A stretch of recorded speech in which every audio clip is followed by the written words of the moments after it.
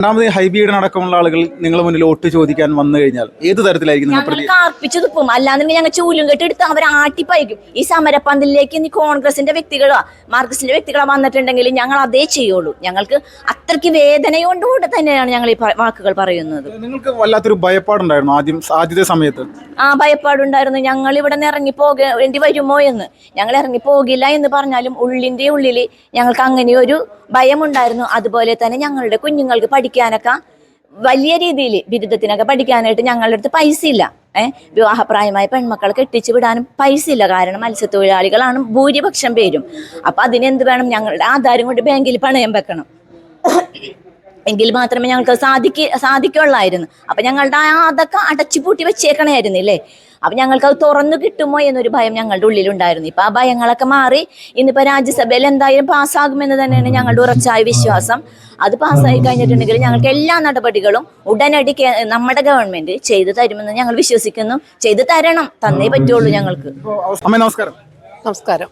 അന്നിപ്പോ കേന്ദ്ര സർക്കാർ രാജ്യസഭയിലും ഈ ബില്ല് പാസ്സാക്കുന്നതിനായിട്ടുള്ള നടപടികൾ ആരംഭിച്ചിരിക്കുകയാണ്. എത്രത്തോളം സന്തോഷമുണ്ട് ഈ ഒരു സമയത്ത്? ഭയങ്കര സന്തോഷമുണ്ട്. ഭയങ്കര സന്തോഷം. ഭയങ്കര സഹിക്കാൻ നമുക്ക് അത് ഉൾക്കൊള്ളാൻ പറ്റില്ല. അങ്ങോട്ട് അത്രക്കും സന്തോഷമാണ് നമുക്ക്.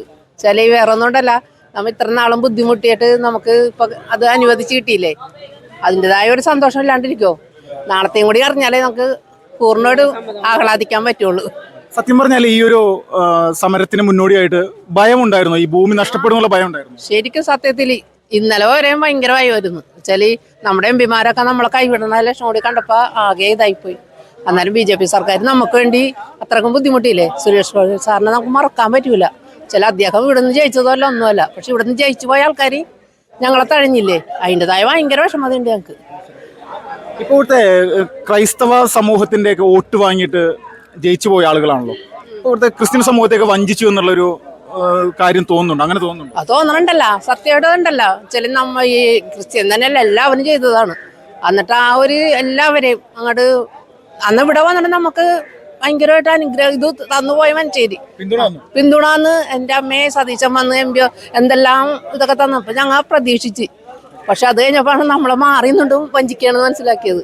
ഈ പ്രതിപക്ഷ നേതാവും ഈ ഹൈബീഡിനും നിങ്ങൾക്കൊരു പ്രതീക്ഷ തന്നിരുന്നു ആദ്യത്തെ സമയത്ത്? തന്നിരുന്നു. പിന്നെ ചതിക്കുകയാണ് ചെയ്തത്.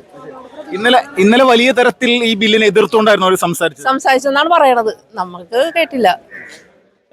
എങ്ങനെയുണ്ടായിരുന്നു ഇത്ര നാളത്തെ ഒരു സമരത്തിന്റെ ഭാഗമായിട്ട് എന്റെ ഒരു അനുഭവം എങ്ങനെയായിരുന്നു? ഞങ്ങൾ ഇത്രയും നാൾ ഇതിന്റെ പുറകെ തന്നെ ഇരുന്ന് എല്ലാ ദിവസമൊക്കെ വരും പോകും, അങ്ങനെയൊക്കെ ഇരുന്ന് ഭയങ്കര സന്തോഷമുണ്ട്. ഇപ്പൊ ഇത്രയും നാള് 173 ദിവസങ്ങൾ എന്ന് വെച്ചാൽ വലിയ ദിവസങ്ങൾ തന്നെയാണ്.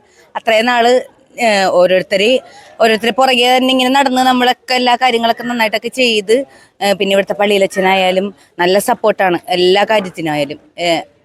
സാറിന് നല്ല നന്ദിയുണ്ട്. ഈ രാഷ്ട്രീയം എന്ന് പറയുന്ന ഒരു സംഭവം ഉണ്ടല്ലോ, അവർ പലരും വന്ന് പല വാക്കുകളും തന്നിരുന്നു. ഇപ്പോൾ LDF ആണെങ്കിലും UDF ആണെങ്കിലും ഇവരുടെയൊക്കെ നിലപാടിനോട് എന്താണ്, ഏത് തരത്തിലുള്ള ഒരു പ്രതികരണം നടത്താൻ ആഗ്രഹിക്കുന്നത്? അവരെല്ലാവരും ഞങ്ങളെ ചതിച്ച്, അത് പച്ചയായ സത്യമാണ്. അവരെല്ലാവരും ചതിച്ച കാര്യം. നമ്മളെ അത്രയും വിശ്വസിച്ച് വോട്ട് ചെയ്ത് വിജയിപ്പിച്ച് വിട്ട ആൾക്കാരാണ് ഇതെല്ലാവരും. പക്ഷേ ഇവരൊക്കെ നമ്മളെ മാറി നിന്ന് വഞ്ചിക്കുകയും ചതിക്കുകയാണ് ചെയ്തത്. ഈ പ്രധാനമന്ത്രി നരേന്ദ്രമോദിയോട് എന്താണ് പറയാനുള്ളത് ഈ ഒരു സമയം? വളരെയധികം സന്തോഷവും നന്ദിയും അദ്ദേഹത്തോട് പറയാനുണ്ട്. അതുപോലെ സുരേഷ് ഗോപി സാറിനോടും നന്ദി പറയാനുണ്ട്.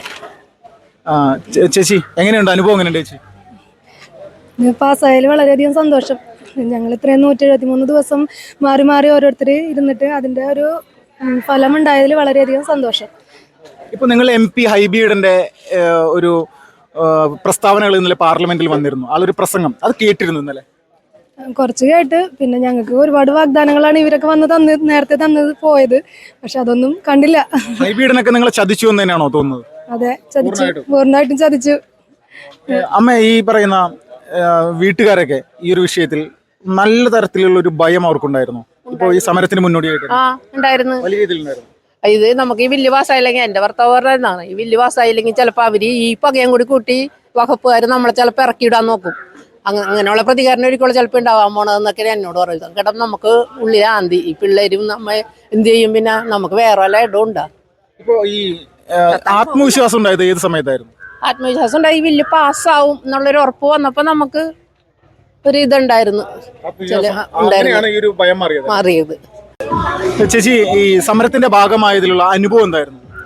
അതായത് ഇപ്പൊ ഞങ്ങൾക്ക് നല്ല സന്തോഷമാണ് ബില്ല് പാസ്സായതിന്റെ പേരിൽ. ഇനിയിപ്പോ നാളത്തെയും കൂടി അറിഞ്ഞാലേ ഞങ്ങൾക്ക് അത് പൂർണ്ണമായിട്ടുള്ള ഒരു സന്തോഷം ഞങ്ങൾക്ക് തോന്നുള്ളൂ. എന്നാലും ഞങ്ങൾക്ക് എല്ലാവർക്കും നല്ല സന്തോഷത്തിലാണ് ഞങ്ങൾ പോയിക്കൊണ്ടിരിക്കുന്നത്. ടെൻഷൻ ഉണ്ടായിരുന്നു? ടെൻഷൻ നേരിയൊരു ടെൻഷൻ ഉണ്ടായിരുന്നു. എന്താന്ന് വെച്ച് കഴിഞ്ഞാൽ ഇപ്പൊ നമുക്കെതിരായിട്ടാണ് എല്ലാവരും MP-മാരൊക്കെ നിന്നിരുന്നത്. പിന്നെ ലാസ്റ്റ് ആയപ്പോൾ നമുക്കത് വലിയൊരു സന്തോഷത്തിലോട്ട് നമുക്ക് എത്തിപ്പെട്ടു. നമ്മ എല്ലാവരും ഇവിടെ നിന്ന് ഇപ്പോ നമ്മുടെ ഹൈബി ഈഡനെ പോലുള്ള ആളുകളുണ്ടല്ലോ, ഇവര് രണ്ടാമത് ഇലക്ഷന് മത്സരിക്കുന്ന സമയത്ത് ഇവിടെ വന്ന് നിങ്ങൾ തോട്ട് ചോദിച്ചാൽ എന്താണ് പറയാ? വോട്ട് ചോദിച്ചാങ്ങാട് ഞങ്ങളത് എന്തോ അവര് വരൂലല്ലോ ഇനി, അങ്ങനെ വരൂല്ല അവര്. ഉറപ്പാണ്, കാരണം അവർക്ക് നാണെന്ന് പറയുന്ന സംഭവം ഉണ്ടെന്ന് തോന്നുന്നു. ഉണ്ടെങ്കിൽ അതെ, അതുണ്ടെങ്കിൽ അവര് വരൂല. അല്ലെങ്കിൽ വോട്ട് ഇപ്പൊ അവര് നമ്മളെ ചതിച്ച്. മൊത്തത്തിലുള്ള ജനങ്ങളുടെ ഒരു അഭിപ്രായങ്ങളൊക്കെ എങ്ങനെയാണ് ഈ ഒരു സംഭവവുമായി ബന്ധപ്പെട്ടുകൊണ്ട്? ഇപ്പൊ നമുക്ക് ഇതിന് വേണ്ടിയിട്ട് നമ്മളെ സഹായിച്ച ആ ഒരു പാർട്ടിക്ക് വേണ്ടിയിട്ട് നമ്മൾ എല്ലാവരും അതേ നിൽക്കുള്ളൂ. ഇനിയിപ്പോ അതാ ചെയ്യുള്ളൂ എല്ലാവരും. അത്രയ്ക്ക് വലിയ ഒരു സപ്പോർട്ട് BJP-യുടെ ഭാഗത്ത് നിന്ന് ലഭിച്ചിട്ടുണ്ട് നിങ്ങൾ? ഉണ്ട്. ഇപ്പൊ നമുക്ക് ഇപ്പൊ ഇവര് ഐക്യദാർഢ്യം പ്രഖ്യാപിക്കാൻ തന്നെ വന്നു കഴിഞ്ഞാലും എല്ലാവരും ഒരേപോലെയാണ്. നമ്മളെ അതുപോലെയാണ് അവര് നമ്മളെ സമാധാനിപ്പിച്ച് സ്നേഹത്തോടെ അവര് സംസാരിച്ച് ഒക്കെ പോണത്. അപ്പൊ ആ ഒരു ഇത് നമുക്ക് ഉണ്ട്. ഈ പ്രാദേശികമായിട്ടുള്ള രാഷ്ട്രീയക്കാരൊക്കെ ഈ സമരം പൊളിക്കാനായിട്ട് എന്തെങ്കിലുമൊക്കെ ചെയ്തിട്ടുള്ളതായിട്ട് നിങ്ങൾക്ക് അറിയാമോ? അങ്ങനെ എന്തെങ്കിലും ഉള്ള അനുഭവം ഉണ്ടോ? സമരം അത് അറിയില്ല. അത് അങ്ങനെ നമുക്കതറിയില്ല. ഇങ്ങനെ പുറത്തൊന്നും പറയണൊന്നും കേട്ടിട്ടില്ല. ഉള്ളിൽ നടന്നിട്ടുണ്ടാവാം അല്ലേ? ഉള്ളിൽ ചിലപ്പോൾ നടന്നിട്ടുണ്ടാവും. പക്ഷെ അത് എല്ലാവരും ഇപ്പൊ ഇതുപോലെ ഒരുമിച്ച് ആരും ഒന്നും അങ്ങോട്ടും ഇങ്ങോട്ടും ഒരു ഇതിന് വാക്ക് തർക്കത്തിന് പോവാതെ എല്ലാവരും സഹകരിച്ച് മുന്നോട്ട് പോകണ്ട. ഇവിടുത്തെ അച്ഛന്റെ കൊണ്ടിട്ടാണ് അത് കൂടുതലും അങ്ങനെ നിന്ന് പോകുന്നത്. എല്ലാവരും ഒരേപോലെ തന്നെ നിന്ന് അച്ഛൻ പറഞ്ഞ ആരെന്ത് പറഞ്ഞാലും നമ്മ അതിലോട്ട് പോകണ്ടായിരുന്നു. ജനമനസ്സുകൾ കാണാതെ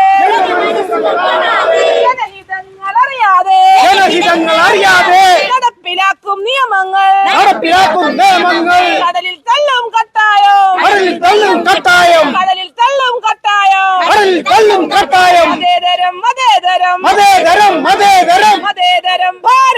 മതേതരം ഭാരതം മതനിയമം വേണ്ടേ വേണ്ട മതഭരണം വേണ്ടേ വേണ്ട ഞങ്ങളുടെ പൊന്നാട്ടിൽ